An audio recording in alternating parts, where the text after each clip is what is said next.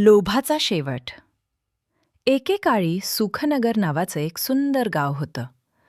गाव लहान असलं तरी माणसं मनाने मोठी होती.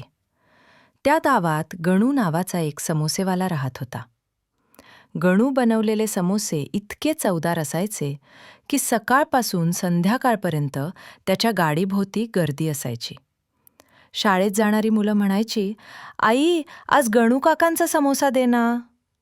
शेतातून आलेले शेतकरीही थांबून समोसा खायचे. गणू खूप प्रामाणिक होता.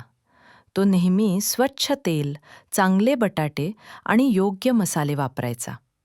तो म्हणायचा, "ग्राहक खुश तर माझं पोट भरलेलंच." गावकरीही गणूवर पूर्ण विश्वास ठेवायचे. लोभाची सुरुवात एक दिवस शेजारच्या गावातून आलेल्या एका व्यापाऱ्याने गणूला सांगितलं. "अरे गणू, तू एवढी मेहनत करतोस पण नफा कमी घेतोस. थोडं कमी माल वापर, जुने तेल टाक आणि दर वाढव. पैसा आपोआप वाढेल." गणू आधी गप्प राहिला, पण त्या रात्री त्याच्या मनात विचार चालू झाले. सगळेच माझ्याकडे येतात. थोडा लोभ केला तर कोणाला कळणार? हळूहळू बदल. दुसऱ्या दिवसापासून गणूने हळूहळू बदल सुरू केले. बटाटे कमी घालू लागला, मसाले स्वस्त वापरू लागला आणि तेच तेल पुन्हा पुन्हा वापरू लागला. समोसे लहान झाले, चव कमी झाली, पण दर मात्र वाढले. एक दिवस चिंटू नावाचा मुलगा म्हणाला, "काका, आधीचा समोसा मोठा आणि जास्त चवदार असायचा." गणू हसत म्हणाला, "अरे, तुलाच तसं वाटत असेल." गावकऱ्यांचा संशय.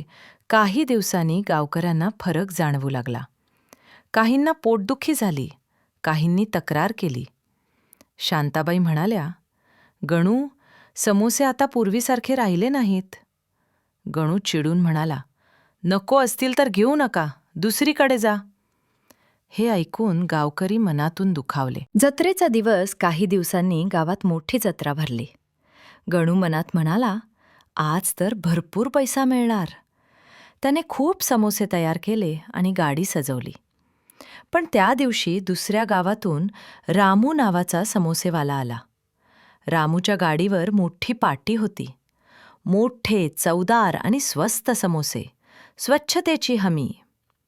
रामूचे समोसे पाहताच लोक थांबू लागले. समोसे मोठे, सोनेरी रंगाचे, आत बटाटे, वाटाणे, मसाला भरपूर, दरही गणूपेक्षा कमी.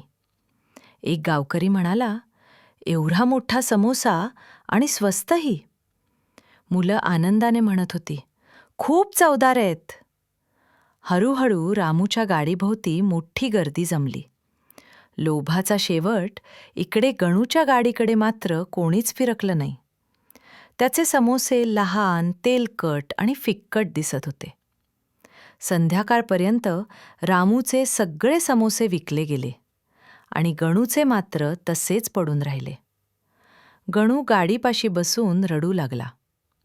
तेव्हा गावचे सरपंच आले आणि म्हणाले, "गणू, लोभ केला तर पैसा मिळेल असं वाटलं, पण तू सगळ्यात महत्त्वाची गोष्ट गमावलीस, विश्वास." पश्चात्ताप आणि बदल. गणूला आपली मोठी चूक उमगली. त्याने सगळ्या गावकऱ्यांची माफी मागितली. दुसऱ्या दिवसापासून त्याने पुन्हा चांगले बटाटे, स्वच्छ तेल आणि योग्य दर ठेवायला सुरुवात केली. स्वच्छतेकडेही विशेष लक्ष दिलं. हळूहळू लोकांचा विश्वास परत आला. मुलं पुन्हा म्हणू लागली, "आई, गणू काकांचा समोसा दे ना." शिकवण. लोभाने क्षणिक फायदा होतो, पण शेवटी सर्व काही नष्ट होतं. प्रामाणिकपणा आणि विश्वास हाच खरा नफा आहे.